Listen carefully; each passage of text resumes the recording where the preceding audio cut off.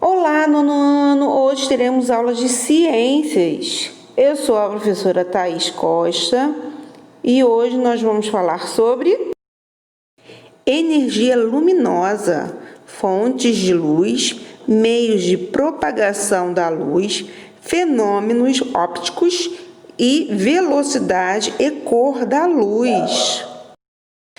Vamos falar sobre os raios de luz e suas fontes luminosas. A luz e as manifestações associadas a ela, tais como sombras, as cores dos objetos e as imagens produzidas pelos espelhos e pelas lentes, são estudadas em uma área da ciência chamada de óptica.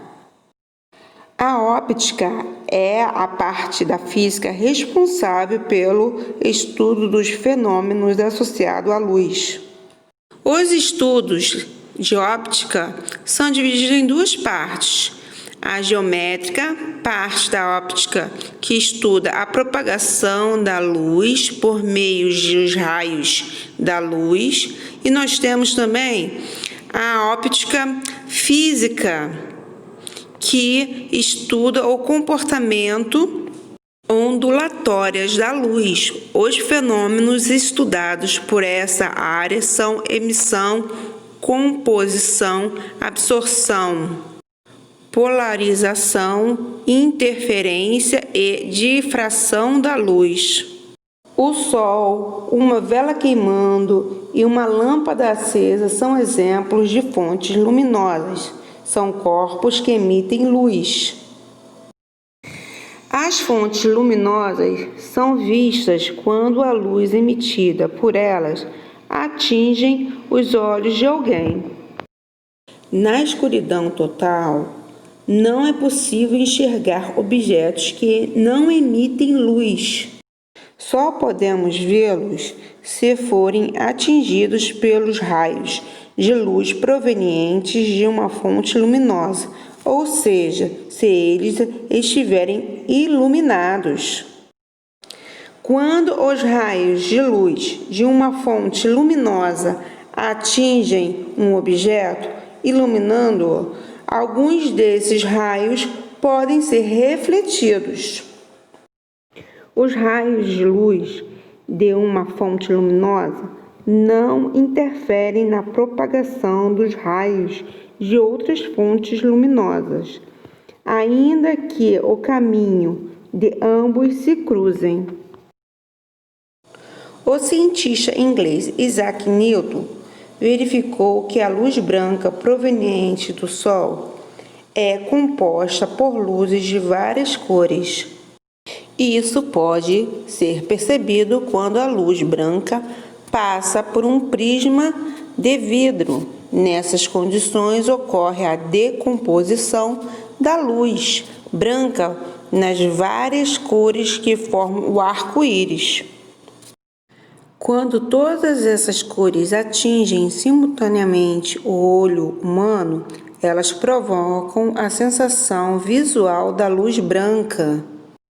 Para demonstrar isso, Newton pintou um disco com as cores do arco-íris e o colocou em rotação rápida. Nesse experimento, conhecido como disco de Newton, o olho passa a ver o disco com a cor branca, resultado da mistura das cores do arco-íris. Vamos tentar fazer esse experimento em casa?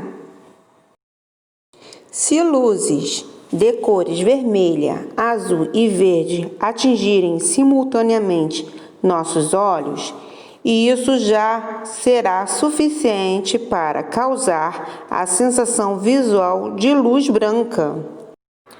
Quando duas dessas três luzes coloridas, vermelha, azul e verde, atingirem simultaneamente o olho humano, elas causam sensações visuais que não são iguais àquelas provocadas pelas luzes em separado. A cor dos objetos. A cor apresentada por um corpo ao ser iluminado depende do tipo de luz que ele reflete, como está aí sendo representado na imagem. Vocês podem ver como ela está sendo refletida. Agora vamos falar sobre reflexão, absorção e refração. Quando os raios de luz atingem uma superfície, elas participam de 3 ocorrências: reflexão, refração e absorção, dependendo do material e da superfície. A reflexão pode se dividir em 2 tipos, regular e difusa. Reflexão regular: a luz incidente em S volta ao mesmo meio. Regularmente, ocorre quando o S é uma superfície metálica bem polida. Reflexão difusa: a luz incidente em S volta ao mesmo meio.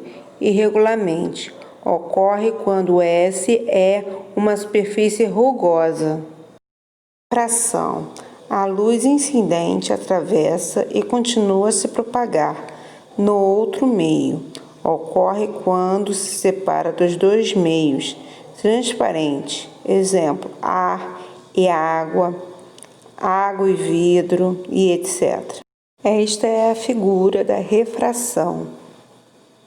No experimento, você não consegue inicialmente ver a moeda, porque ela está oculta na parede atrás da parede do copo.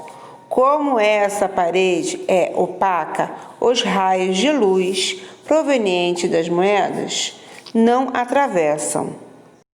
Quando a água é colocada em um dos copos, os raios de luz provenientes da moeda sofrem refração ao passar da água para o ar. Isso quer dizer o quê? Que vão sofrer modificações. Por causa da refração, agora esses raios podem chegar aos seus olhos e você consegue ver a imagem da moeda. Agora vamos ver o exemplo do lápis. Está parcialmente submerso e aparenta estar torto. Na realidade, isso é apenas uma ilusão que ocorre devido à refração dos raios de luz ao passarem da água para o ar. Por causa da refração, as imagens do objeto submersos sofrem distorções. A formação das sombras. A formação da sombra, entendida como a formação de uma região destituída de luz, é uma consequência do princípio de propagação retilínea da luz. Agora vamos ver o exemplo do eclipse do Sol.